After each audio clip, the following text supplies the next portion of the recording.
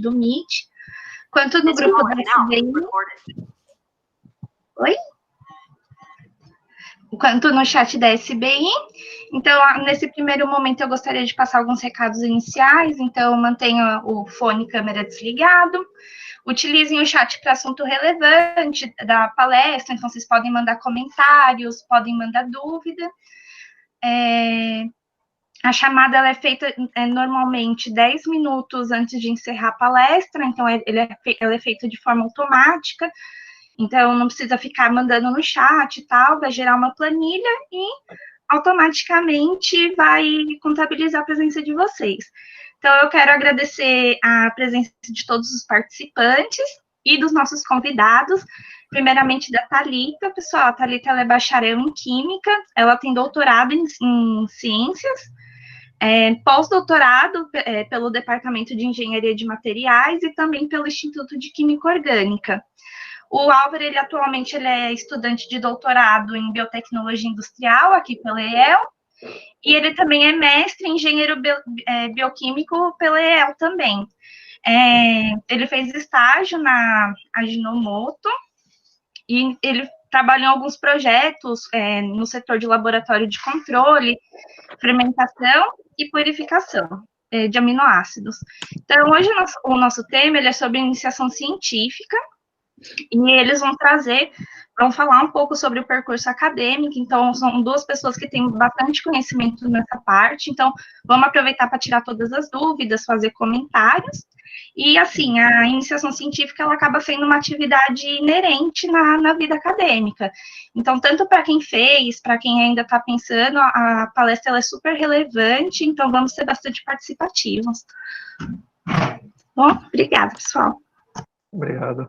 Posso apresentar minha tela aqui? Sim, sim. Peraí. Então, antes, deixa eu só colocar aqui, aí eu já começo. Enquanto a professora vai colocando aí a tela, queria falar para vocês, boa noite, pessoal. E podem perguntar, é uma roda de conversa, então fiquem à vontade. Podem escrever lá no chat, aí eles vão passando para a gente, vão perguntando para a gente vai tendo uma apresentação bem interativa. Tá bom? Isso aí. Bom, boa noite a todos. Então, primeiramente, eu gostaria muito de agradecer à comissão organizadora da Semana de Biotecnologia Industrial pelo convite, que eu fiquei muito feliz de receber, então, muito obrigada.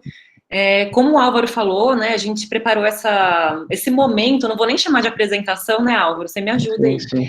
Porque a gente quer conversar com vocês de uma maneira bastante informal, é um bate-papo mesmo que a gente quer fazer com vocês sobre as atividades de iniciação científica. Eu acho que é um momento bastante importante para a gente poder mostrar para vocês algumas informações que vocês eventualmente não têm acesso no dia a dia, né, que vocês estão correndo aí com disciplinas e tal. Então, a gente preparou esse momento para vocês interagirem com a gente. Então, por favor, quando quiserem, só se manifestar, tá bom? E façam perguntas aí no chat, então, que a Larissa vai repassar pra gente, ou façam como vocês quiserem, tá? Se quiserem ligar o microfone e falar, Thalita ou Álvaro, fiquem à vontade quando vocês quiserem falar, tá? Bom, então, a gente preparou esses slides, não são muitos, tá, gente? É só para poder guiar um pouco aí o nosso raciocínio. Desde quando vocês entram na graduação, né, vocês conhecem seus amigos e vocês já têm aí um momento de conversar com eles sobre iniciação científica. Eles contam para vocês, eu estou num projeto de iniciação científica, eu faço lá com a professora Rita, é muito legal, eu gosto muito. E aí vocês acabam se interessando não muito porque vocês param para pensar sobre o que é isso, mas mais porque vocês sabem que existe e que é uma opção. Olha o Elinho aí, se manifestando. Então, eu queria falar com vocês um pouco sobre isso. O que é a iniciação científica, afinal? Como que ela é realizada? Quando é o melhor momento de se começar uma iniciação científica? Então, eu preparei alguns slides iniciais, depois vou passar a palavra para o Álvaro. A gente fez alguma coisa em conjunto, né, Álvaro? Sim. Então, para começar, né, vocês já pararam para pensar o que é a ciência? Beleza, vocês conhecem aí um amigo que faz iniciação científica, falam, tá bom, vou fazer também. Mas iniciação científica, iniciação à ciência. O que é a ciência? Vocês já pararam para pensar sobre isso? Sim, não? Silêncio constrangedor? Álvaro? Às vezes sim. Às vezes então, sim. O que seria a ciência? Ciência é estudar alguma coisa nova? Uma coisa da natureza? Pode ser. É uma forma de pensar. O que eu quero é colocar essa sementinha na cabeça de vocês, né? O que é a ciência? Hoje a gente está ouvindo falar muito de ciência, né? Afinal, a gente está todo momento naquela expectativa da ciência resolver esse problema que a gente está vivendo, né? De confinamento, de pandemia, todas as apostas, né? Toda nossa esperança está depositada sobre a ciência. Mas o que é a ciência, afinal? Você seria capaz de distinguir o conhecimento científico de outros tipos de conhecimento? Por exemplo, o conhecimento popular. Né? Eu até quando eu estava pensando aqui sobre essa fala, eu lembrei de algumas coisas, né? Por exemplo, eu gosto muito de cozinhar, tá, gente? Então, por exemplo, ó, a minha avó ensinou para minha mãe que quando a gente vai cortar pepino, e eu lembrei disso hoje porque eu coloquei nada pepino, hein? A gente vai cortar pepino, a gente tem que cortar as tampinhas dele nas duas extremidades. Alguém já ouviu falar isso? Já. Esfregar, assim, até fazer aquela espuminha, né? Porque se você não faz isso, quando você descasca o pepino, fica amargo. Quem já ouviu falar isso? Sim, aprendi a mesma coisa. Pois é. Então, minha avó ensinou para minha mãe me ensinou.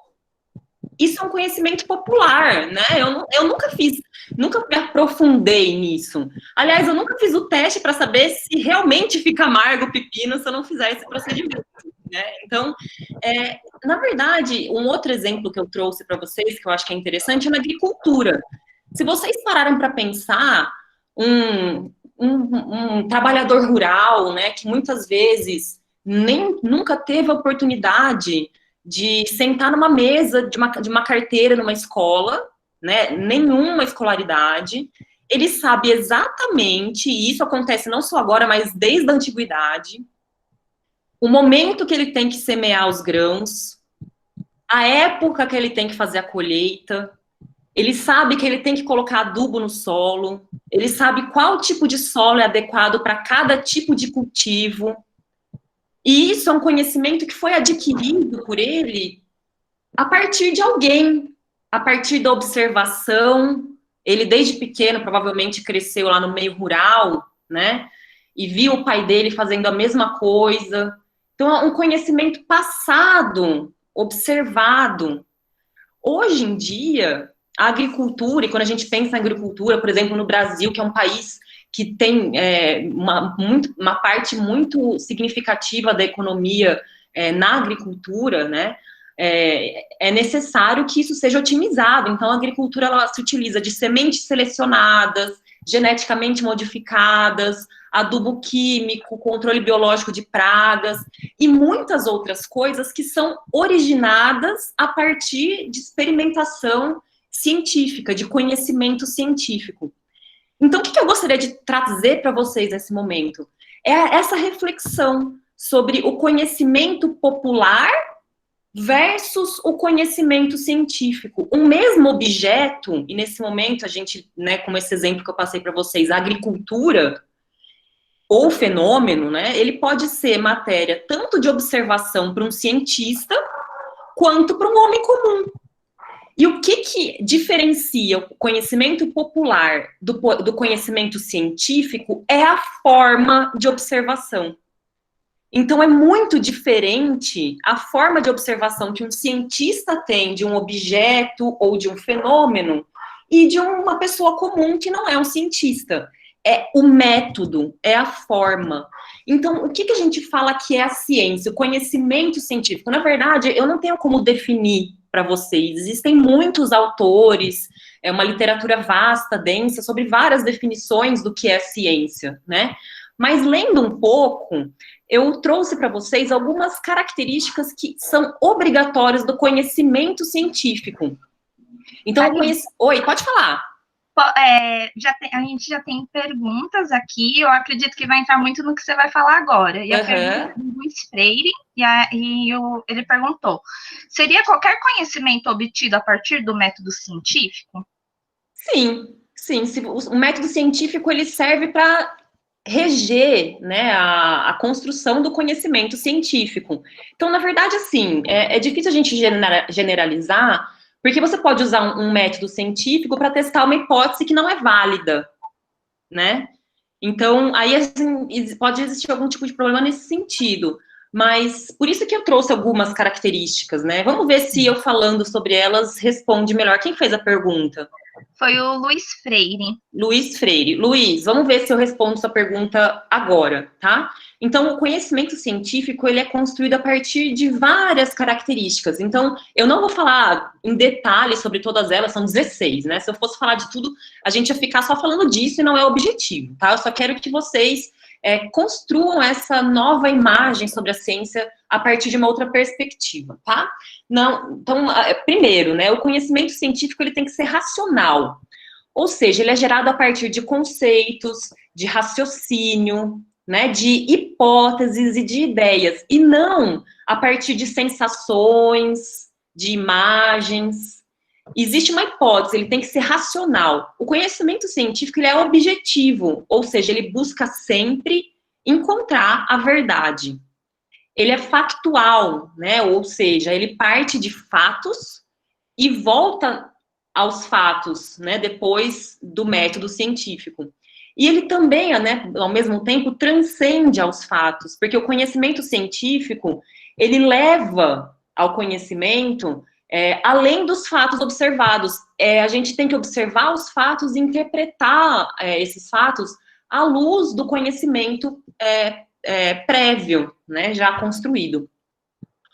O conhecimento científico, ele é analítico, né, ou seja, a investigação, ela se inicia, né, ela se decompõe em objetivos, né, em objetos, com a finalidade de descobrir o mecanismo responsável pelos fenômenos que são observados.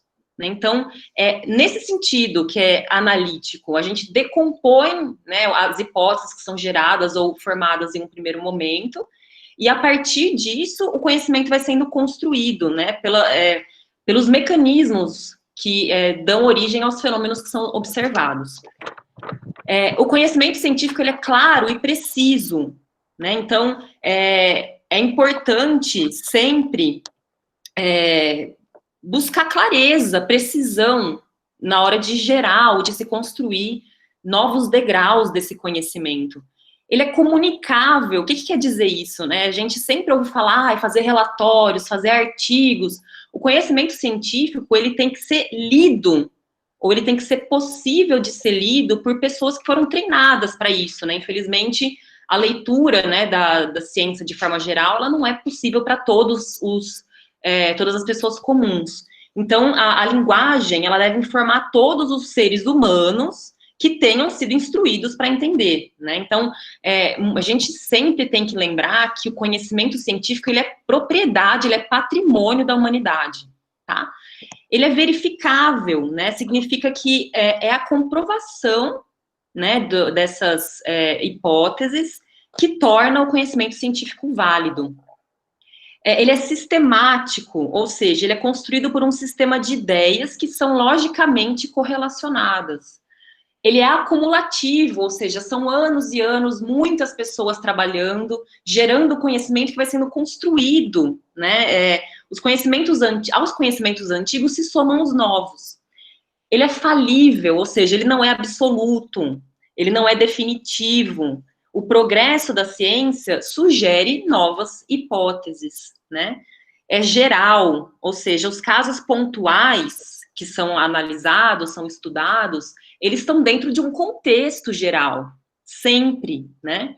O conhecimento científico, ele tem que ser explicativo, ou seja, né, os cientistas, eles não se limitam a descrever os fatos com detalhes, mas eles procuram encontrar as correlações, as causas, né, as relações internas do sistema ou as suas relações com outros fatos. O conhecimento científico, ele é preditivo, Ou seja, ele é fundamentado em leis que já são estabelecidas. Eu nunca posso escrever um projeto científico, um projeto de pesquisa, em cima de um alicerce sem solidez, né? Eu tenho sempre que construir as minhas ideias a partir de um fundamento sólido. Ou seja, né, isso significa que ele tem que estar fundamentado em leis já estabelecidas. Ele é aberto e ele tem que ser útil, né? Ou seja, não, quando a gente fala aberto, quer dizer que não tem barreiras, eu não posso pôr um limite até onde o conhecimento científico pode chegar. Eu sempre posso superar. E ele tem que ser útil porque a pesquisa, ela está sempre ligada ao desenvolvimento tecnológico, tá? Eu falei tudo isso para vocês tentarem entender que é difícil a gente definir o que é ciência.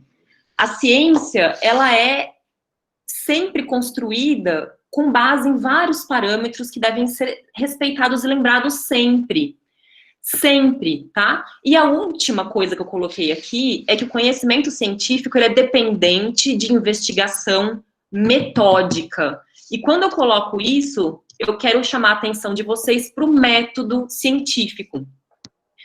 O cientista, ele nunca vai agir ao acaso, né? Então, por exemplo, voltando a falar hoje o que a gente está vivendo nesse momento desse contexto de pandemia, né? Ai, mas por que não tem uma vacina semana que vem? Porque não é assim que a ciência funciona, né? Não é assim. O método científico, ele se vale de normas pré-estabelecidas, técnicas, etapas claramente definidas. O cientista ele tem que fazer um planejamento do trabalho, ele tem que saber o que ele procura, como ele deve proceder para encontrar o que ele almeja. Então, quando a gente fala de iniciação científica, quando você pisa dentro do laboratório pela primeira vez, é nesse mundo que você está entrando. É isso que é o mais legal, né? Você está vivendo, você pode ter a oportunidade de entrar, de mergulhar em um mundo já todo construído, né, de profissionais que estão vivendo ali, que já estão trabalhando há anos nessa situação, né? Então, a primeira coisa, você tem que saber o que você quer. O cientista nunca age ao acaso, tá? E o cientista não dispõe de receitas infalíveis para encontrar a verdade. É muito comum, fala aí, Álvaro, a gente vê alunos que se frustram, muitas vezes, porque, meu experimento não deu certo. Sim, sim.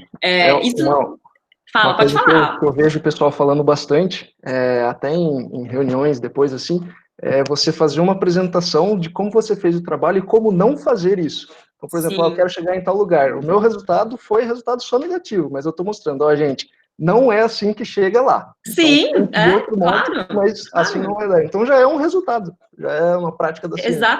Exatamente.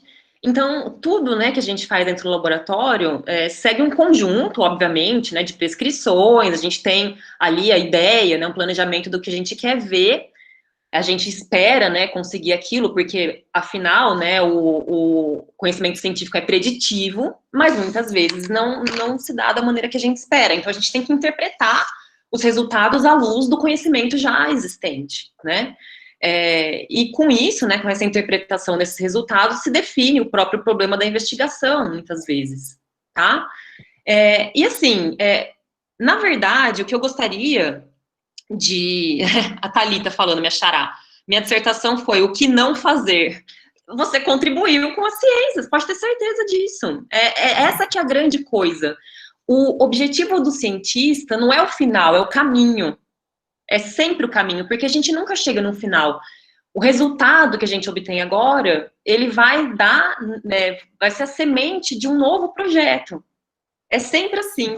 O prazer do cientista é trilhar o caminho, né? Então a gente tem sempre que saber, né, que não existe receitas infalíveis para encontrar a verdade.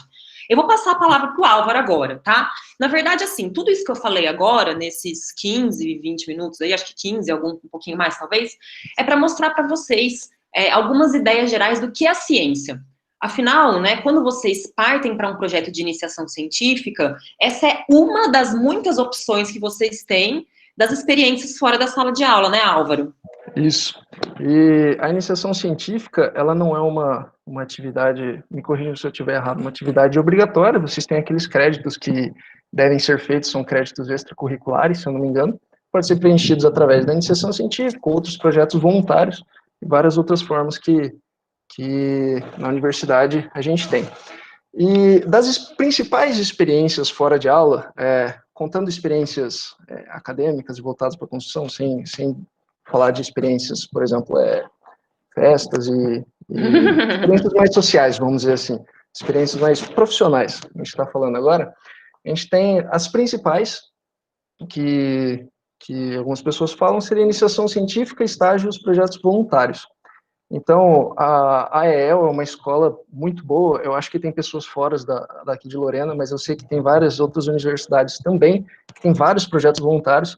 Aqui na AEL, hoje acho que a gente tem mais de 30 projetos voluntários, e são projetos voltados a diversas áreas, projetos sociais, de aula, de visita em asilo, projetos até um pouco mais profissionais, como é o Júnior, por exemplo, projetos para montagem de veículos.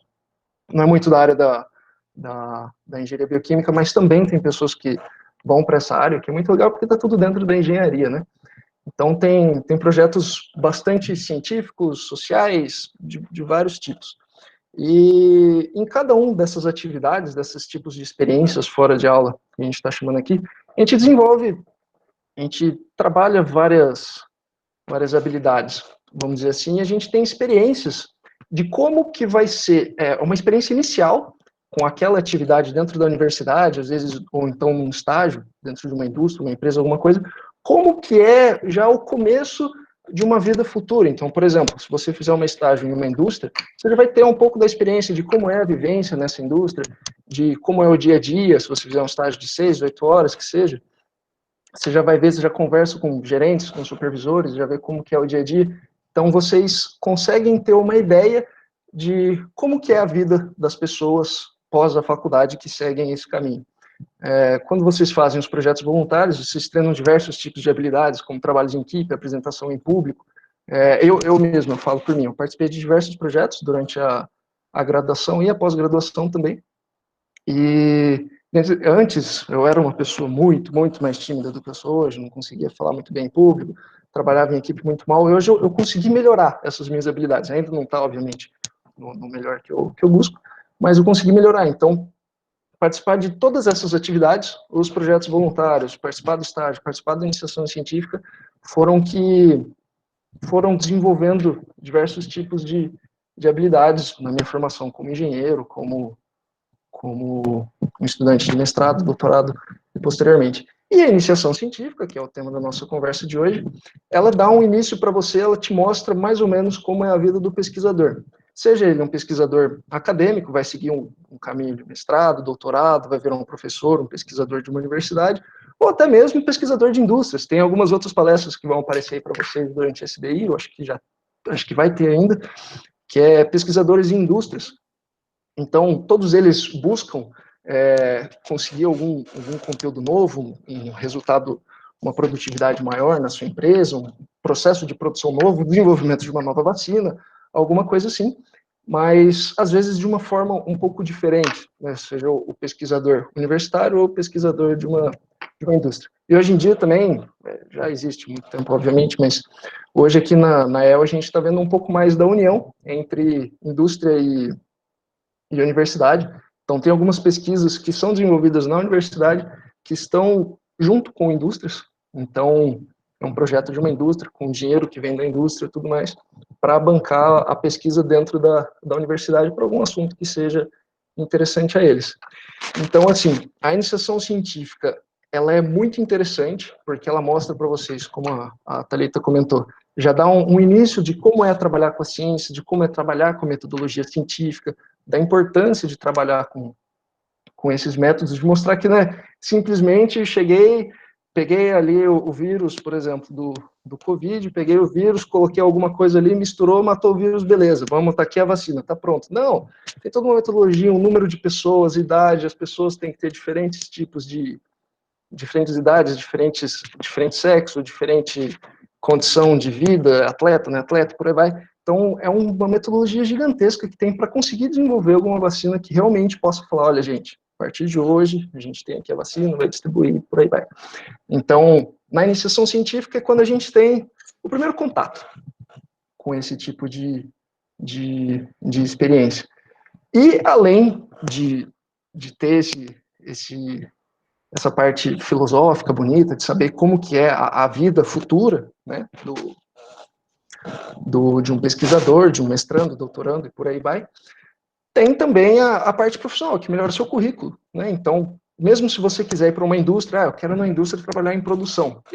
Quando eu fiz o meu estágio, eu trabalhei na parte de melhoria contínua dentro da indústria, muito próximo à produção, e lá eu conversei muito sobre a minha iniciação científica. Qual que foi o diferencial? Eu participei de alguns projetos dentro do laboratório, e eu sabia o que eram diversos equipamentos que eu tive um pequeno contato durante a graduação, mas não foi assim, onde eu aprendi perfeitamente como aquele equipamento funciona. Vocês sabem, na graduação tem 1 milhão de matérias acontecendo ao mesmo tempo, não tem como você focar muitas coisas. E eu dei sorte de trabalhar na minha IC, na parte de fermentação, e na indústria na fermentação também. Então, muitos equipamentos eram parecidos. Foi muito bom, isso me ajudou muito a conseguir o meu estágio, que não foi baseado na parte de pesquisa, mas uma coisa ajudou a outra. Então, além de todo o conhecimento, a experiência científica que vocês teriam na iniciação científica, tem também a melhoria por estágio. E, além de tudo isso, tem também a possibilidade de ter as bolsas, né? E aí você pode falar um pouquinho? Pode falar, Álvaro. Em relação... Você quer que eu falo? Pode falar, eu vou complementando qualquer coisa. Tá, beleza. Então, gente, a gente colocou para vocês aqui, né, as opções que existem de bolsas de estudo para a realização de um projeto de iniciação científica. Na verdade, sempre é possível fazer um projeto de iniciação científica sem remuneração. Eu coloquei em quarto ali, porque não é o que a gente quer, né? A gente também quer receber, né, por um trabalho que, na prática, dá muito trabalho, né? Então, existem essas bolsas, né? A primeira opção que eu coloquei aqui é a PIBIC, que é a Bolsa de Iniciação Científica do CNPq. Essa bolsa, ela é sempre de 1 ano, né? Uma vigência de 1 ano. O projeto, ele deve ser executado seguindo um cronograma de 1 ano. O valor da bolsa é R$400, né? E o edital, ele abre uma vez por ano, o que significa que, assim, o professor, né, o orientador, ele deve solicitar essa bolsa a partir, né, já com o projeto definido, seguindo um cronograma que é apresentado no edital. Então, para ser contemplado com a Bolsa PIBIC, o que acontece muitas vezes é o aluno começar um projeto sem remuneração no laboratório do professor, né, do orientador, e à medida que o tempo passa, né, por exemplo, passa ali uns 2, 3 meses, que você fez alguns testes, já deu certo, alguma coisinha ou outra, para delinear melhor a estrutura do projeto, aí a solicitação pode ser feita ali uma vez que o edital do PIBIC esteja aberto, tá? Então, essa é uma opção. Quer falar alguma coisa sobre o PIBIC, Álvaro? Não, o PIBIC, em geral, eu não tenho muito conhecimento. Eu conheço um pouco mais sobre o PUB e outros projetos. Eu acho que o PIBIC é isso que é o mais interessante mesmo. Quer falar sobre o PUB, então? Então, pode falar. Pode ser, mas antes disso, o Caio, ele mandou uma pergunta ali, que ele falou que já ouviu falar que é possível utilizar o projeto de C para TCC. Boa pergunta, aí, Caio. Sabe responder isso? Sei responder sim. Os cursos, de maneira geral, têm regras diferentes, tá? Mas, assim, qual que é a possibilidade de você usar o seu IC para o seu TCC? Se você publicar um artigo, se você tiver com o seu nome entre os autores de um artigo publicado em uma revista internacional ou nacional, de fator de impacto, acho que maior que 1, deixa eu fazer só um parênteses, porque acho que vocês não estão muito familiarizados com essa questão. Quando a gente tem os resultados ali de um projeto de pesquisa, né, no projeto que é realizado no laboratório, esses resultados, eles são comunicados à comunidade, né, eles são divulgados. E quais são as maneiras de divulgar esses resultados? Quando eu falo divulgar, é como se a gente fizesse um relatório mesmo, né, falando, olha, meu objetivo era esse, minha metodologia foi essa, meus resultados são esses e as conclusões são essas, tá? Existem várias maneiras de fazer isso. A gente pode, por exemplo, fazer uma apresentação em um congresso, a gente pode apresentar um pôster que vocês estão vendo, inclusive, agora na SBI, né? Existem também apresentações de trabalho científico, você faz uma apresentação oral, apresentação de um pôster, ou você faz uma publicação de um artigo, né? Existem várias revistas científicas que recebem e publicam esses artigos. E essas revistas, elas têm as suas áreas, né? Então, na área de biotecnologia, tem vários exemplos, por exemplo, a Bioresource Technology, uma revista muito boa de biotecnologia. E essas revistas, elas são classificadas com um númerozinho chamado de fator de impacto. Não vou entrar em detalhes sobre como ele é calculado, tá? Porque é chato e também não vem ao caso. Mas quanto maior o fator de impacto da revista, melhor ela é, né? Então, essa escala varia, né? Então, por exemplo, de 0, 0 ao 0, sei lá, tem acho que 3 casas depois da vírgula, até, por exemplo, a Science, a Nature, que são revistas que todo mundo conhece, inclusive quando sai algum resultado mais relevante, dá na mídia, né? Os resultados saem na mídia comum, aí, nos jornais, na TV e mesmo nos meios de comunicação mais triviais que a gente tem contato. O fator de impacto da Science e da Nature é, sei lá, 30, 40, vamos dizer assim, tá? Mas você não precisa publicar na Science para o seu trabalho de TCC, né? Virar um TCC. Você precisa publicar uma revista que tenha um fator de impacto maior que 1, o que é completamente possível, tá?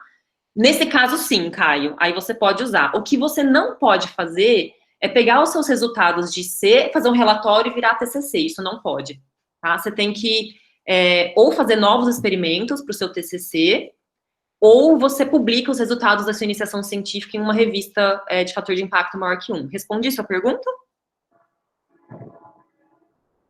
Eu sei que eu viajei um pouco, mas é porque eu tinha que explicar para vocês essas questões.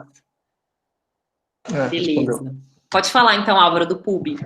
Então, em relação ao PUB, ele é bastante parecido com o PIBIC em relação ao valor, né? São R$400. O edital também, ele é parecido porque é o seguinte, eles lançam para os professores, esse edital eles falam, a partir de tal, vocês têm até tal dia para mandar os seus projetos. Então, a USP manda para os professores escrevem seus projetos, e escrevem lá em algum dos sistemas deles. No Juno? No Juno. Mandam lá para o Juno os projetos, e depois vocês, alunos, recebem um e-mail falando, tem essa lista de projetos, vocês têm até tal dia para se inscrever. E esses projetos, eles variam desde projetos dentro do laboratório mesmo, que são podem ser considerados depois como iniciação científica, até alguns projetos voluntários não, né? Até alguns outros projetos mais de área social, por exemplo, né? Sim. Até extensão, essa é a palavra que eu estava procurando, que a USP ela é baseada em extensão, pesquisa e educação, né? Ensino, né? Ensino, isso. Então, a parte da extensão é bastante focada pela USP também.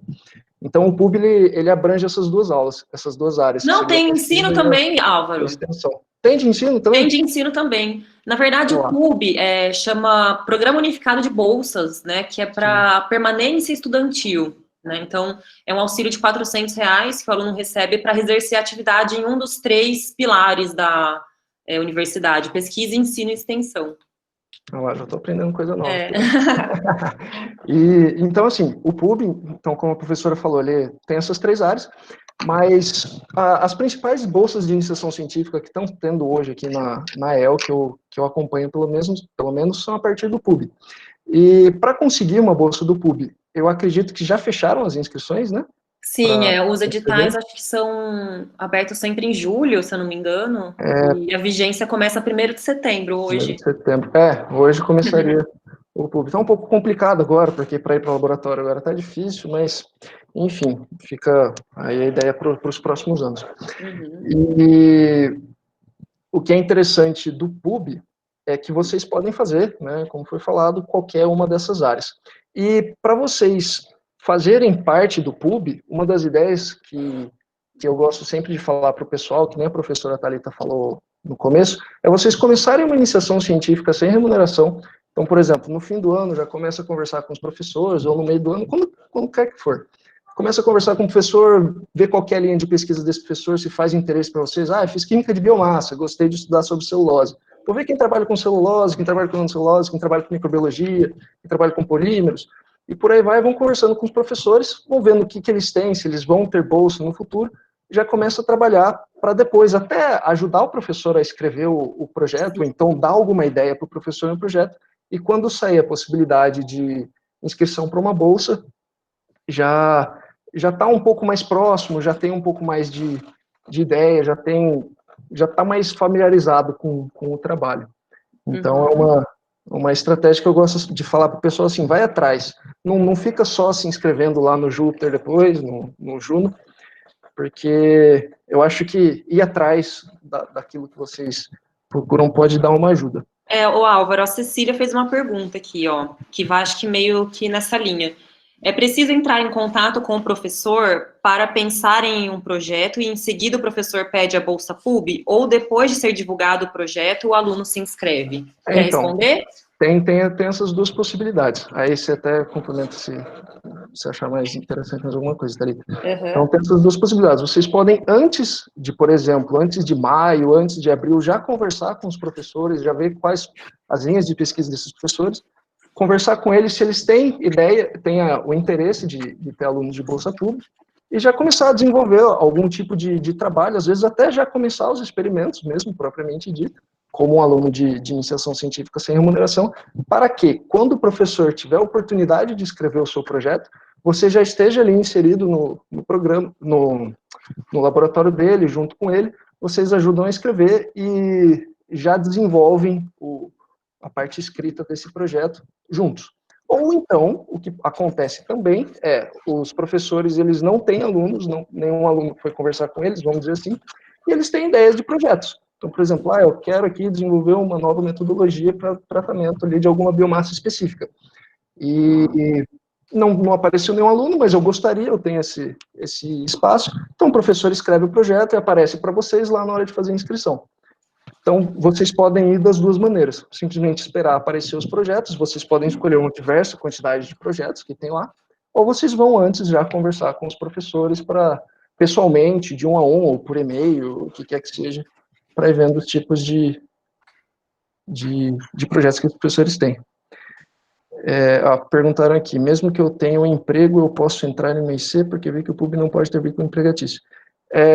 Thalita, você sabe responder essa? Então, na verdade, assim, ó, o que é importante é você dedicar 40 horas por mês ao seu projeto de IC. Então, isso dá 10 horas por semana, né? E, na verdade, uma coisa que é muito importante é quando você vai iniciar um projeto de iniciação científica, essas 10 horas, elas não podem estar fracionadas, assim, sabe? Hoje eu tenho 1 hora, amanhã eu tenho 2, depois eu tenho 3, sabe?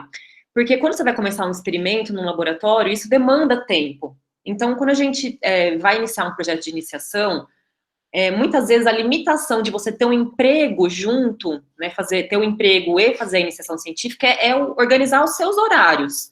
Porque é importante você deixar uma tarde inteira livre, por exemplo, né, Álvaro? Sim, sim. Ou mesmo um dia inteiro, se você conseguir organizar a sua grade curricular ali para conseguir deixar um dia inteiro sem aula, para você poder fazer os seus experimentos tranquilo. Com relação à parte técnica, né, de ser proibido, eu acho que não pode mesmo, tá? Quando você tem um emprego, a USP acho que entende como o PUB é um projeto de permanência, auxílio à permanência estudantil, que você não tem necessidade desse recurso. Mas mesmo as outras agências de fomento, elas impedem que o aluno tenha um vínculo empregatício e receba bolsa ao mesmo tempo, tá? Então, é um problema nos dois sentidos, tanto na parte burocrática, técnica, né, formal, quanto na parte de organização dos seus horários mesmo, sabe? Sim, sim. Tem algumas fontes de renda que vocês podem misturar junto com essas bolsas, como, por exemplo, a própria Bolsa Auxílio, tem aquele auxílio de restaurante, que acho que come de graça no RU, um vale transporte, algumas coisas assim. Acho que bolsa de monitoria e tal. Mas fora da universidade, até onde eu saiba, são raríssimas as opções que tem. Tem mais pergunta aqui, Álvaro. Os dois. Calma aí. Mesmo sem ter bolsa, é possível usar o artigo publicado do IC para validar o TCC? Sim. E, Ellen, sabe qual que é a grande vantagem? Você pode usar o próprio artigo, você não precisa nem escrever um novo texto. Então, isso é ótimo, é uma mão na roda. Simone, quais são os critérios de escolha para o aluno que vai receber bolsa PUB? Não existe um critério definido. Na verdade, são os próprios professores que definem quem eles querem atribuir, a quem eles querem atribuir a bolsa. Eu vou falar como eu faço, tá? Eu faço assim, eu nunca pus um projeto sem ter para quem conceder essa bolsa. O que eu faço é assim, eu recebo novos alunos sempre no começo do ano, de ser no meu laboratório, E aí esse aluno vai trabalhar no começo sem remuneração, sem bolsa, a gente vai definir o projeto, fazer alguns experimentos iniciais, e aí eu vou pedir a minha bolsa PUB para este aluno, entendeu? Então, se 10 pessoas se inscreverem no meu projeto, eu já tenho um compromisso com esse aluno que começou a trabalhar comigo lá no começo do ano sem remuneração. É assim que eu costumo fazer, tá? Mas isso não tem regra. Se você perguntar para outros professores, podem ter outros jeitos que são feitos aí, dependendo da situação, tá? Minhas bolsas de iniciação científica necessitavam de 20 horas semanais. A PIBIC, era PIBIC sua bolsa, Carolina? Acho que a PIBIC é FAPESP também. FAPESP não, FAPESP são 40 não? Horas. 40 Aliás, o nosso tempo está passando, a gente não falou da FAPESP ainda, que eu queria falar. PIBIC e um PIBIT, é isso mesmo, PIBIC e PIBIT são 20 horas por semana, Carolina, é isso mesmo, você tem razão. A FAPESP, deixa eu falar rapidinho com vocês sobre a FAPESP. A FAPESP, vocês podem ver aí, né, que o valor da bolsa é maior, né, R$ 695,70 para iniciação científica. A FAPESP, hoje, ela é a maior, mais importante agência de fomento do Brasil, tá, para pesquisa científica.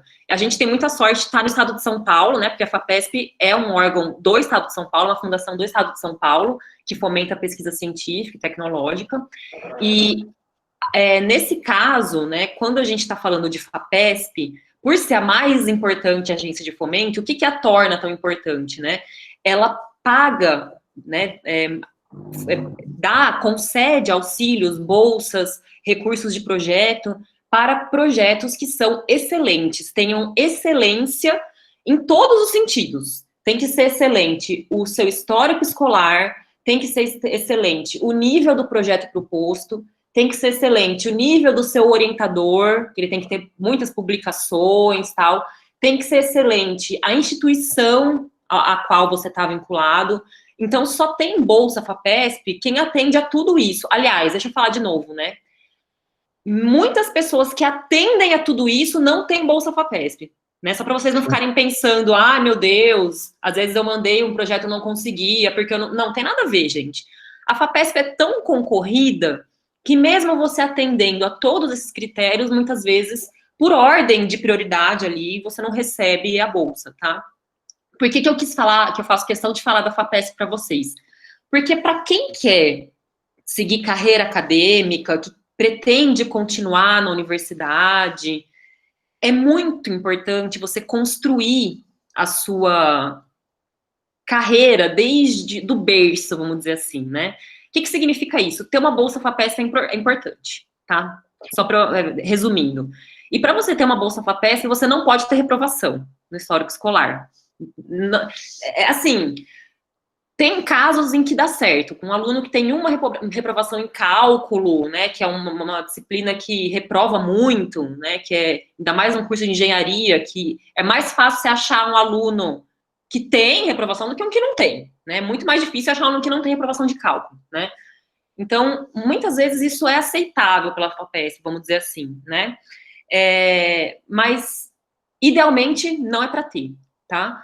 E quais são as duas grandes vantagens de você ter uma bolsa de iniciação científica da FAPESP? A primeira é que se você quiser depois continuar na pós-graduação, ter bolsa na graduação da FAPESP te ajuda na hora de você ser avaliado para pedir bolsa de mestrado, doutorado, tá? Essa experiência preliminar com a FAPESP te dá um suporte bom, né? Te dá argumentos para fazer uma solicitação de mestrado, doutorado, se você fez o seu trabalho correto, né, de maneira correta na graduação. Outra vantagem muito grande, com a FAPESP, você sendo bolsista FAPESP, você pode pedir uma bolsa dentro do seu projeto de iniciação científica, chamada BEP, Bolsa de Estágio em Pesquisa no Exterior. Você pode pedir para ficar 4 meses fazendo parte do seu projeto de iniciação científica em um laboratório fora do Brasil, né? E isso agrega muito para a sua formação. Então, assim, não quer dizer que você tem que ter isso como objetivo de vida, obviamente não. Mas se você tem vontade, né, de falar, eu gosto, eu fiz iniciação, gostei muito da pesquisa científica, se organiza para você conseguir manter um bom CR, né, uma média ponderada acima de 7, e não ter nenhuma reprovação, porque aí isso te dá uma grande chance de ser um bolsista FAPESP, tá? E isso pode te ajudar no futuro. Acho que é isso. Deixa eu ver se tem... A FAPESP, a Yasmin. A FAPESP são 20 horas também, não...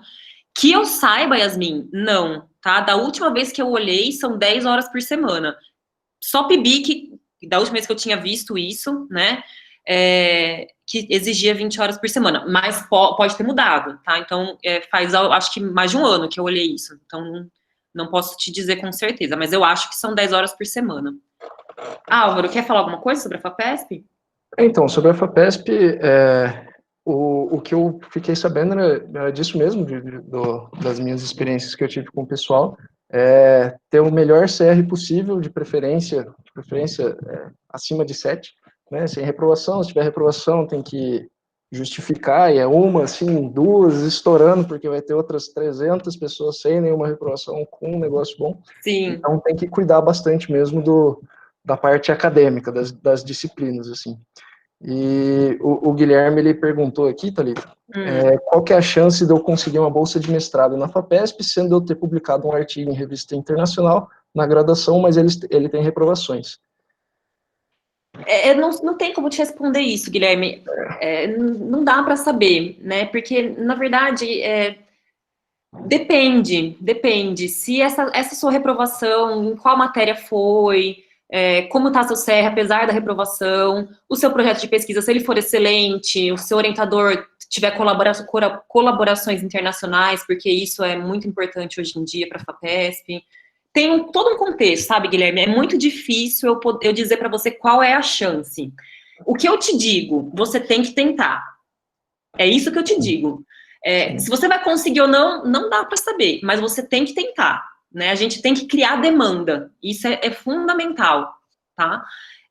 E assim, muitas vezes, se você der sorte, o seu projeto cair na mão de um assessor bom, que está com boa vontade, ele aponta quais são as deficiências do seu projeto e ele melhora o seu projeto. Então, passar por esse crivo da FAPESP, mesmo você não sendo contemplado, pode ser muito útil para você. Então, peça, não fique preso nessas, tenho chance, não tenho, peça. Tá? Esse é o conselho que eu te dou, não é, Álvaro? Sim. E o mestrado, ele é muito curto, são 2 anos, a gente fala, 2 anos é bastante tempo, mas não, quando vocês param para ver, é muito curto. Porque nesses 2 anos vocês têm que fazer disciplinas, fazer a pesquisa, tem a parte da qualificação, defesa e por aí vai. Então, assim, no mestrado, a gente tem as bolsas da CAPES, principalmente, que são bolsas quando vocês entram no projeto, tem um número de bolsas que o departamento libera, o programa de graduação libera, e tem as outras bolsas extras, como, por exemplo, a FAPESP. Então, assim, para conseguir sair, por exemplo, eu pedi uma bolsa para a FAPESP, como que funciona? Vocês juntam com o professor, juntam uma série de documentos, escrevem um projeto, manda para a FAPESP, aí pode demorar a resposta em torno de 1 mês, ou pode demorar meses e meses, 6 meses para o pessoal responder. Então, uma coisa que é interessante também, eu tenho a intenção de fazer um mestrado, por exemplo, vou me formar daqui a 1 ano. Já começa a pensar, já pensa o que vocês fizeram na EC, já começa a pensar no que eu acho que pode ser interessante, já começa a procurar os possíveis orientadores que vocês têm ideia, já conversa com eles, tenta até escrever o projeto, dependendo de como for, e já manda para a FAPESP. Porque isso antes de passar na prova, antes de começar até, eu já vi vários alunos, porque daí quando eles começam o mestrado propriamente dito, eles fazem a prova, passam pelo processo de seleção, foram aprovados, beleza. 1, 2 meses depois sai o resultado da FAPESP, passou, tô com a bolsa. Porque se você for começar a conversar com o professor, começar a escrever o projeto, vai demorar, 6 meses para sair, para vocês terem tudo pronto para mandar para a FAPESP, para depois chegar a resposta da FAPESP depois de 1 ano, e o mestrado de vocês já vai estar acabando. Álvaro, vamos responder essas 2 perguntas aqui, que a gente tem mais um slide, lembra? Tem aquele último. Sim. João Vitor, a Bolsa FAPESP é um alvo estabelecido pelo professor ou sugerido pelo aluno de IC? João, depende do professor. Eu costumo pedir bolsa de IC da FAPESP para alunos que eu vi que se dedicam muito bem ao laboratório, né? Porque, assim, se o aluno mostra para mim que ele vai ser responsável, porque a FAPESP, ela, além de tudo, né, ela exige muito do aluno, né? Além de ser muito difícil conseguir a bolsa, quando você consegue, você obrigatoriamente tem que apresentar um relatório impecável, sabe? idealmente não, você tem que fazer de tudo para você publicar também na iniciação, então, participar de congresso. Então, quando eu vejo que o aluno é responsável, ele tem vontade de trabalhar, gosta do laboratório e tem o currículo compatível, eu peço, tá? Então, isso depende muito do aluno. Não é um alvo. Na verdade, é uma consequência do trabalho do aluno, no meu ponto de vista, tá? E é lógico, o aluno tem que querer, né? Porque demanda muito mais do que uma bolsa PUB, por exemplo. Assim, não que a bolsa PUB não demande responsabilidade, é óbvio que demanda também. Mas a obrigação com a FAPESP, ela é maior, é mais complexo, sabe? A outra pergunta Cadê? Maria Eduarda. Mais concorrida. Maria Eduarda Sara, 12 horas por semana da FAPESP, ótimo. As meninas estão falando aqui que são 12 horas por semana de trabalho com a bolsa da FAPESP. Carolina, bolsa FAPESP ainda é mais concorrida que a do CNPq? Concorrido em que sentido, assim? Porque a PIBIC, se eu não me engano, na EL tem poucas bolsas, então se você fala em termos de concorrência, eu não sei se talvez pau a pau, mas a bolsa FAPESP, ela é muito difícil de conseguir, viu, Carolina? Ultimamente tá complicado, a demanda tá muito grande. E também tem a questão do histórico escolar, muitas vezes no CNPq, né, para a bolsa PIBIC, até 3 reprovações passa, mas na FAPESP o pessoal já não gosta. PIBIC 14 horas por semana. Ai, gente, isso costuma mudar, tá? Então eu prefiro não... Eu achava que tinha certeza, mas agora não tenho mais. Álvaro, manda bala no último slide. Vamos pro próximo. Então. Pessoal, passou uma pergunta batidinha aqui. Se eu utilizar um artigo publicado para validar meu TCC, não preciso fazer as matérias de TCC1 e TCC2? Precisa sim, Simone, precisa. Eu não vi, desculpa, não vi sua pergunta. Precisa fazer as matérias sim. O que você não precisa... A única vantagem é que no TCC 2, você precisa fazer um TCC, tipo, escrever um texto, sei lá, 60 páginas, falando tudo que você fez, pode ser uma revisão bibliográfica, mas muitas vezes é um trabalho experimental. Então, quando você tem um artigo, ele já está pronto. Você pega aquele artigo e apresenta ele para a banca. Tá? Então, é bem mais fácil, né? Porque o trabalho já está feito. Mas tem que fazer a disciplina, sim. Não precisa reescrever o texto, né? Você pega o texto já pronto e só faz a apresentação dele.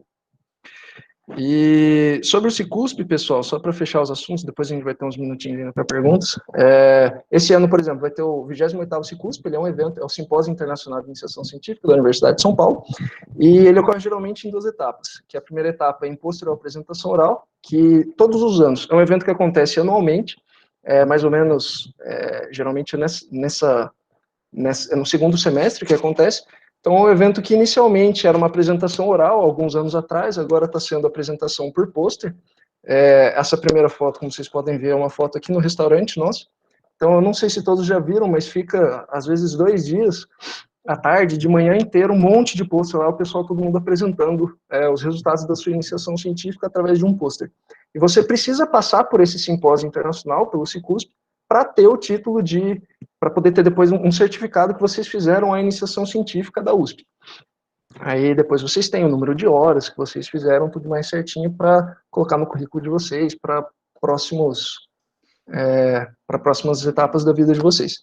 E, enfim, vocês participam desse pôster, tem diversos avaliadores que avaliam o trabalho de vocês apresentam geralmente para 2 ou 3 avaliadores, e esses avaliadores dão uma nota, de acordo com o seu trabalho, como que o aluno apresentou, como que foi o trabalho do aluno, a relevância, vários outros aspectos, como foi a apresentação do pôster em geral, e dá uma nota para esses alunos, e uma quantidade de alunos, se eu não me engano, 2 alunos da EL, isso acontece na USP inteira, então 2 da EL, uns 3 de outro campus e por aí vai, juntam todos esses alunos, eles são selecionados para participar da etapa 2, que seria a apresentação em evento internacional. Então, a USP, ela paga tudo para o aluno ir para um evento fora do país, geralmente, para fazer a apresentação do trabalho que ele fez.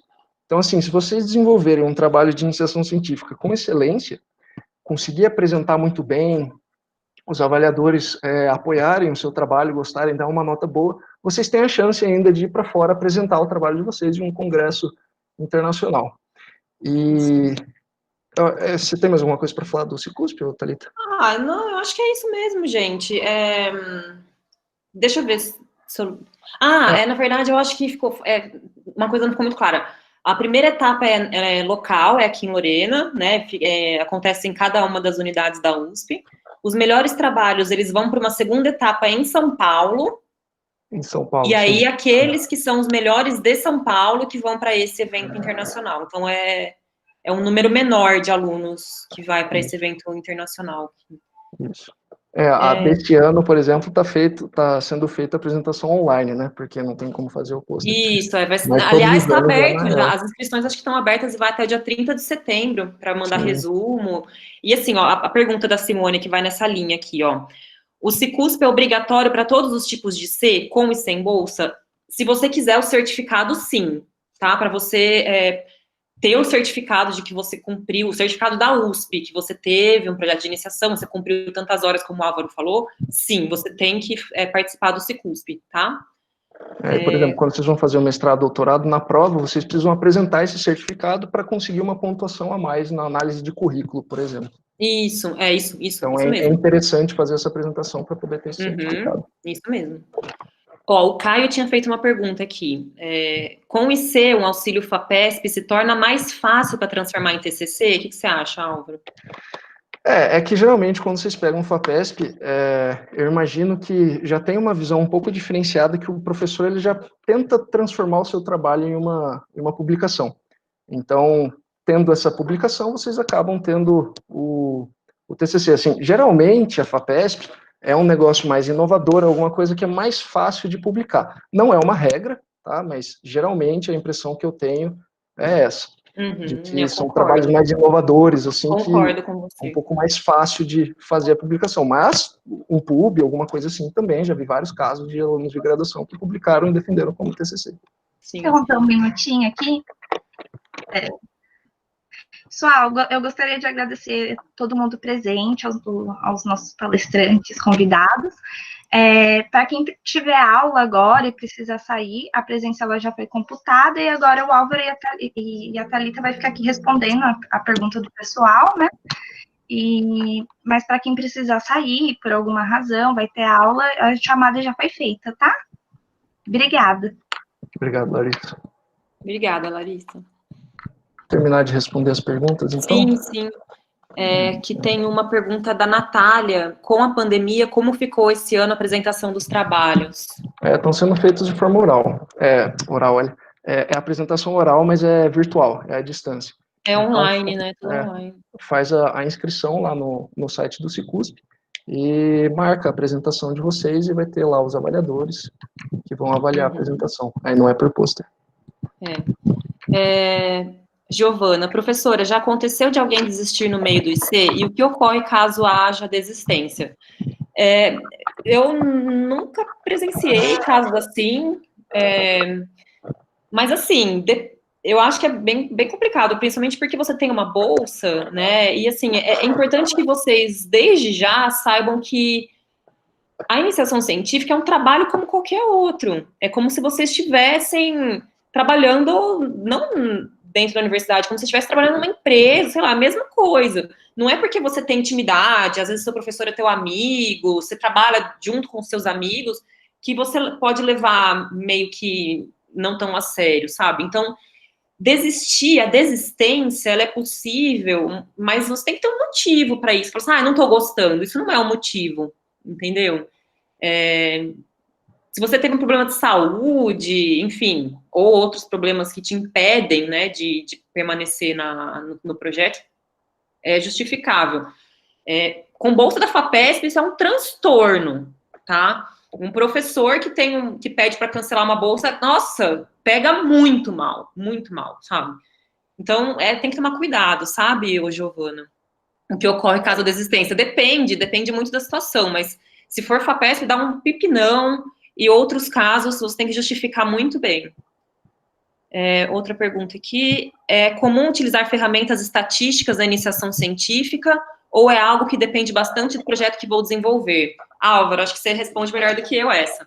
Eu, por exemplo, na minha iniciação científica, eu utilizei uma ferramenta estatística, foi o planejamento de experimentos. Então, assim, isso varia muito de professor para professor. Tem professores, tem projetos, né, como você falou, depende bastante do projeto. Então, lá no nosso laboratório, geralmente, quase todos os trabalhos que a gente faz envolvem ferramentas estatísticas, porque a nossa professora gosta muito dessa área, entende bastante, e a gente leva para esse lado. Agora, tem vários outros laboratórios que, às vezes, não quer fazer uma análise com vários experimentos, alguma coisa assim, ou por qualquer motivo que seja, o professor acha melhor não utilizar ferramentas estatísticas, já seguir algum tipo de um outro tipo de ferramenta. Então, varia bastante de laboratório para laboratório, orientador para orientador, projeto para projeto e por aí vai. Isso mesmo. Outra pergunta. Na opinião de vocês, qual ano da graduação é melhor para fazer uma IC? Eu diria a partir do segundo semestre. O quanto antes puder começar, eu acho interessante. Porque você começa ali no segundo semestre, já começa a conversar com os professores, a partir, por exemplo, do segundo ano, já começa a ir para o laboratório, ter uma ideia, porque você não vai chegar sabendo tudo, né? Mas você vai aprender muita coisa. E, obviamente, né, no terceiro, quarto ano, tem matérias mais específicas que podem ter um projeto mais legal, pode ter um pouco mais de conhecimento. Mas eu acho interessante já começar desde cedo. Às vezes, um projeto voluntário, ou então direto mesmo para uma iniciação científica. Eu concordo, assim, eu não sei, depende também de cada um, porque muitas vezes no primeiro ano tem disciplinas que são chatinhas, né, que te tomam um tempão para você estudar, e aí, às vezes, o aluno mesmo não quer começar no primeiro ano, mas se quiser, é possível, tá? Principalmente a gente que está numa unidade que tem o COTEL, e que muitos alunos da nossa graduação vieram do COTEL, ele já tem toda a condição, experiência no laboratório para começar uma atividade assim. Então, acho que não tem regra, tá? Tem uma outra pergunta do outro lado aqui, no outro extremo, da Simone. Vocês acham interessante o aluno começar o IC no quinto ano, mesmo ele não tendo como foco continuar a carreira acadêmica? É uma experiência que vale a pena? No caso, ao invés de estagiar no quinto ano, estagiaria no sexto. Eu acho assim, sempre é tempo. Às vezes aconteceu de só agora, no quinto ano, o aluno se interessar por começar um projeto de C. Não tem nada que impeça ele de fazer isso. Nada. Não sei, depende de cada um. Você tem algum caso, Álvaro, de gente que começou mais no final do curso? Sim, até no nosso laboratório mesmo já tiveram alguns alunos que entraram. E uma coisa que eu gostaria de falar é, por exemplo, tem alunos que estão procurando estágio, não conseguiram estágio e não tem muita disciplina para fazer. Vou fazer uma iniciação científica. Ok, perfeito, maravilha, né? Mais conhecimento, melhora o currículo e tudo mais. Mas é interessante avisar o professor, o orientador, falar, professor, estou procurando estágio, não sei o quê. Então pode ser que eu tenha que sair no meio, que é, por exemplo, aquele caso de sair no meio. Eu vou conseguir um estágio em outra cidade, não tem como continuar na IC. Aí o professor já faz um projeto que dá para colocar uma outra pessoa no lugar, ou menos tempo, alguma coisa assim. Mas eu acho que não tem problema, não. Eu acho muito interessante. Que Sim, é bom ter essa experiência também, né? O que eu sempre falo, não interessa quando o aluno vai começar, o que interessa é o compromisso que o aluno vai ter, sabe? Porque, nossa, gente, vocês não fazem ideia o quanto é difícil conseguir recurso para o laboratório. É muito difícil, é muito complicado. Então, cada experimento que é feito, aquilo tem um custo, sabe? Então, é difícil, assim. Às vezes o aluno, quando não leva muito a sério, ele esquece que aquilo está gerando um gasto para o laboratório, né? Então, tem que ter responsabilidade, comprometimento. Tendo isso, para mim, eu nem importo em que momento do curso o aluno está. É muito mais importante qual é o compromisso que ele tem com aquele projeto, sabe? Sim. O Caio, gostei dessa pergunta, Caio. Um projeto com bolsa FAPESP que tenha como resultado um como não fazer, pega mal? Pega. Muito mal. Pega muito mal. Esse é um outro problema da FAPESP. Você já tem que dar um tiro meio certeiro ali, sabe? Você não pode, em projeto de iniciação científica, propor nada muito ousado, não. Quando é um projeto de pós-doc, né, que o aluno o pesquisador já tem muita experiência no laboratório, sabe como conduzir, quando uma coisa não deu certo, ele vai buscar outros caminhos até que alguma coisa vai dar certo e ele vai mostrar o resultado de como fazer, tá? Iniciação científica não é para ser assim. Então, tem que gerar resultados na FAPESP que sejam válidos e publicáveis, tá? Geralmente na IC, que nem o professor falou, são projetos menos ousados, né? Você já Isso. sabe que aquele negócio vai dar certo de algum jeito. Você não sabe o que vai acontecer no final, mas que vai dar bom, vai. Tem que dar bom, tem que dar bom. Larissa, estou fazendo no primeiro ano de faculdade, é muito legal. É puxado, sim, tem que se organizar. Muito obrigada, adorei essa roda de conversa. Que bom, obrigada, Simone. Muito obrigada. Acabaram as perguntas aqui, gente. Vocês querem falar alguma coisa? O microfone é de vocês. Fiquem à vontade também. O meu é um comentário. Eu fiquei muito triste, porque assim, a minha IC, eu vou ficar bastante tempo no laboratório. E aí, Rita, também adoro você, querida.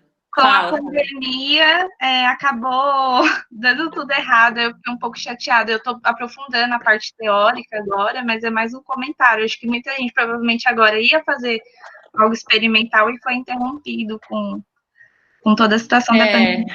É chato mesmo, gente. É chato, mas fazer o quê, né? Ninguém esperava por isso. Inclusive, eu acho que alguém perguntou alguma coisa que eu não vi. Era nesse sentido. Falando sobre Aqui, ó, o Guilherme, gente. Guilherme, se você tiver ainda, me perdoa. As atividades dos alunos de C irão voltar antes do Cicusp? Para mim ainda faltam alguns resultados. Guilherme, você tá aí ainda? Ai, meu Deus, me desculpa. Se alguém conhece o Guilherme, eu comi bola aqui. Na verdade, assim, o nosso campus avançando para um segundo momento, né, da pandemia, né, do retorno parcial das atividades, eu acho que dá para se organizar com o seu orientador. Se você estiver me ouvindo, alguém pode falar com ele, por favor. Dá para se organizar com o seu orientador para você fazer esquema de rodízio. Porque, na verdade, o que vai valer é alguma coisa de distanciamento social, sabe? Então, se você tiver dentro de um laboratório com uma metragem que cabe 2 pessoas, isso garante que você pode estar, né, dentro daquele espaço. Então, fazendo rodízio dá certo, tá? Tem que se organizar com o seu orientador. Simone, tem como começar um projeto de C esse semestre ainda, mesmo que à distância? Pode falar, Álvaro. Falei que eu já falei demais. O PUB agora, né, saiu, já fez as inscrições e tudo mais, e vai começar os projetos. Então, assim, o que dá para fazer é começar a fazer uma pesquisa, uma revisão bibliográfica, já começar a estudar mais sobre o assunto, porque muitas vezes o início realmente do projeto, né, na primeira semana você já vai para o laboratório e já começa a fazer os experimentos. Você vai descobrindo como que funciona aquele tipo de material, aquele micro-organismo que você vai usar, o processo que você vai realizar. Então, dá para pegar, ler bastante artigo, fazer uma revisão, ver o que o pessoal está trabalhando, está falando sobre isso. E então seria, por exemplo, a atividade desse semestre, já levantar uma metodologia bem feita, já começar a escrita do seu relatório final, para isso, para quando chegar no laboratório já saber exatamente o que tem que fazer. Por exemplo, vamos supor que libere ano que vem, libere que vem, novembro, dezembro, o que quer que seja, para já se preparar e já chegar pronto para o laboratório. Sim, rola. Dá para fazer uma busca bibliográfica, como o Álvaro falou, acho que dá, é questão de você conversar. Gente, e a gente está esquecendo de outra coisa, né? Tem muitos pesquisadores que trabalham aqui na EL que fazem atividades, por exemplo, de simulação, que não envolve ir ao laboratório, né? Então, talvez pode ser possível também um projeto que seja mais computacional, né, que não envolve ida, de fato, ao laboratório, sabe? Então, jeito tem, tá? Coisa para fazer tem. É só querer. A gente se vira nesse momento, tá todo mundo se adaptando, né? Dá para fazer sim. É uma coisa que é legal também, que quando você faz iniciação científica, você participa de um laboratório. O laboratório geralmente é parte de um grupo, né? São várias pessoas que trabalham dentro desse laboratório, ou às vezes em parceria com outros laboratórios, e às vezes tem reuniões, às vezes tem, vai ter apresentação de não sei quem, aí junta todo mundo para conversar sobre essa apresentação, fazer alguns testes e tudo mais. Então vocês já começam a vivenciar, já começa a ter uma experiência com, às vezes, um mestrando, um doutorando, ou outros alunos de C mesmo, começa a conversar mais sobre o assunto, sobre a ciência naquela área. Então, você já tem uma vivência um pouco mais acadêmica com esse pessoal. Já conhece um monte de gente, por aí vai.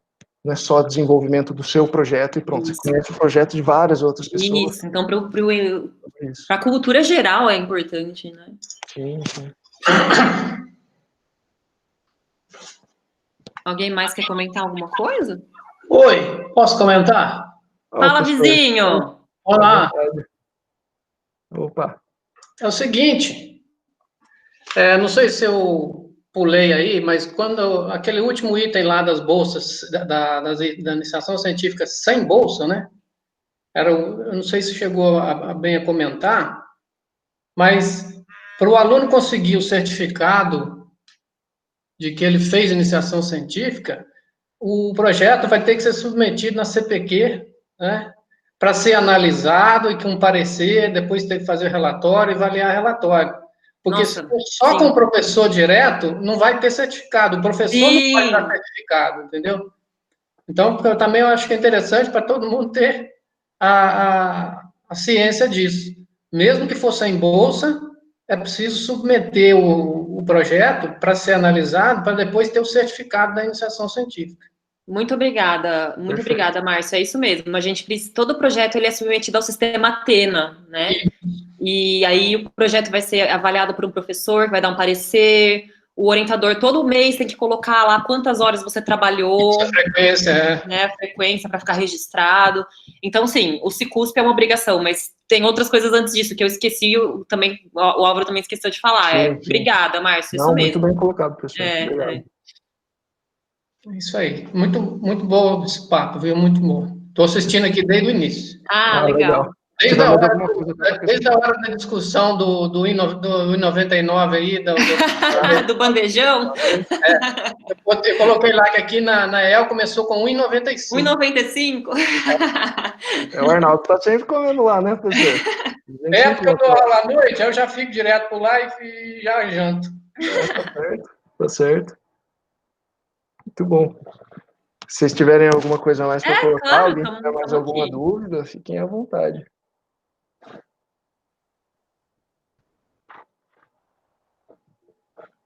Bandejão é nóis. Aí, ó o Jonas aí. O Jonas é o cara que recebe a gente lá no bandejão direto, todo dia. Isso aí, Jonas. Obrigado aí por estar aí junto com a gente.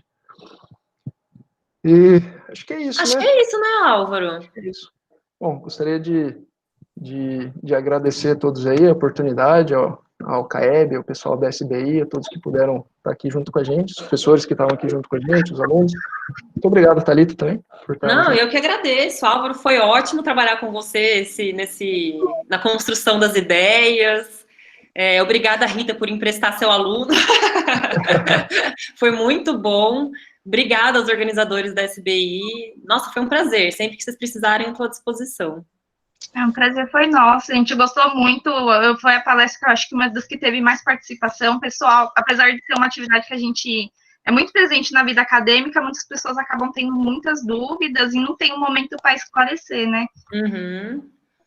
E assim, se vocês precisarem de alguma coisa, podem me mandar e-mail para o Álvaro, a gente está à disposição. Sim, com certeza, Vou até escrever meu e-mail aqui, vou mandar, e se alguém tiver alguma dúvida... Isso, vou pôr o meu aqui também. Beleza, aí eu vou encaminhar lá no grupo da SBI, do WhatsApp. Isso. Thalita e Álvaro, muitíssimo obrigado pela participação de vocês. A roda foi sensacional, tirou dúvida de muita gente aí. E um agradecimento particularmente especial pela facilidade que foi a gente ter esse contato, agendar tudo com vocês.